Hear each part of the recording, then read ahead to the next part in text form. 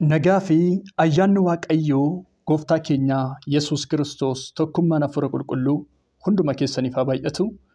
Jaallatamoo obboloota koo akkam jirtu akkam turtan nagaa keessanii bakka jirtan hundumaatti nageenyi Waaqayyo gooftaa keenya Yesuus Kiristoos hunduma keessaniif haa baay'atu. Baga Waaqayyoodhaan eegamtanii isaan gargaaramtanii jiraattanii an obboleessi keessan gammachuunis bakka jirutti Waaqayyoon eegamee isaan gargaaramee nagaa kooti. Waaqayyo inni karaa hundumaatiin nu gargaaree nu jiraachisee galata ulfina guddaa fudhatu. Yeroo kana immoo viidiyoo kana waraabaa kan jiru sagalee Waaqayyoo keessaa macaafa fakkeenyaa boqonnaa 4 lakkoobsa 23 irraa yaada jiru isiniif qooduufan. Kanaaf iyyuu ergaa kana share gochuutiin, copy link gochuutiin, akkuma kana repost gochuutiin namoota baay'ee biraan nagaa jedheetan adaraa isinitti kennadha. Ergaan kun nama hunduma kan ilaallatudha.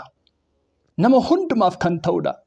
Yoo itti fayyadamne jireenya keenya kan fayyadu, jireenya keenyaaf faayidaa guddaa kan qabudha waan ta'eef sagalee Waaqayyoo kana sirriitti hubachuun barbaachisaadha.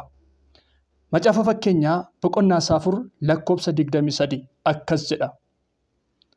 Wanti jireenyaaf barbaachisu yaada garaa kee keessaa waan ba'uuf yaada garaa kee ba'eessa godhii eeggadhu jedha. Ba'eessa godhii eeggadhu. Maaliif ba'eessa godhii eeggadhu jedha? Maaliif akkas jedha? Yaada garaa namaa kana keessaatii wanti amaanis gaariinis ba'uu danda'a. Kanaaf iyyuu wanti amaan yaada garaa keenya keessaa ba'ee jireenya keenya akka hin miineef of eeggachuun barbaachisaadha.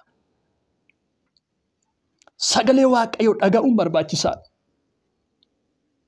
Addunyaan kun dheekkamsa baay'eetiin adabamaa jirti. Maaliif? Yaada garaa ishee eeggachuu waan dadhabdeef. Har'as ooluu kan dandeenyu, gargaaramuu kan dandeenyu, fayyuu kan dandeenyu yaada garaa keenyaa eeggachuutiin Waaqayyo uumaa keenyaaf jiraachuudha. Yaada garaa keenya eeggachuun barbaachisaadha. Wanta hamaa kan hojjenneef,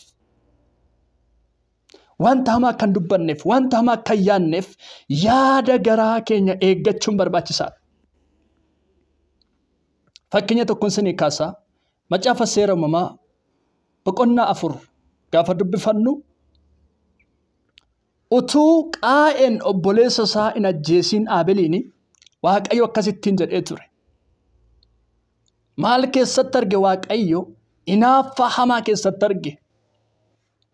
Cubbuun balbala kee dura riphee si eeggataa irratti aboo godhadhu jedhee Waaqayyo itti dubbate. Inni garuu irratti aboo godhachuu hin dandeenye, of eeggachuu hin dandeenye. Sababa kanaaf obboleessa isaa ajjeese. Isa Waaqayyo ittiin jedhe dhaga'uu dadhabuurraa kan ka'e obboleessa isaa ajjeese. Ofii isaa abaaramaa ta'e. Har'as jireenya keenya eeggachuun furmaatadha. Yaada garaa keenyaa eeggachuun barbaachisaadha. Maaltu jireenya keenya keessaa maddaa jira? Jireenyaaf ta'a moo du'aaf ta'a jennee adda baafannee yaada garaa keenyaa wanta qajeelaa keessatti, wanta sirrii keessatti eeggachuun barbaachisaadha. Ilaalcha gaarii qabaachuudha, yaada gaarii qabaachuudha. Kun furmaatadha.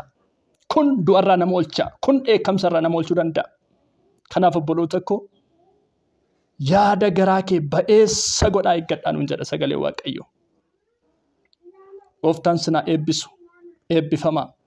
Ergaa kanarra deebiidhaan share gochuudhaan dhaloota biraan nuuf ga'aa sinin jedha. Eebbifamaa, turtii gaarii. Shalom.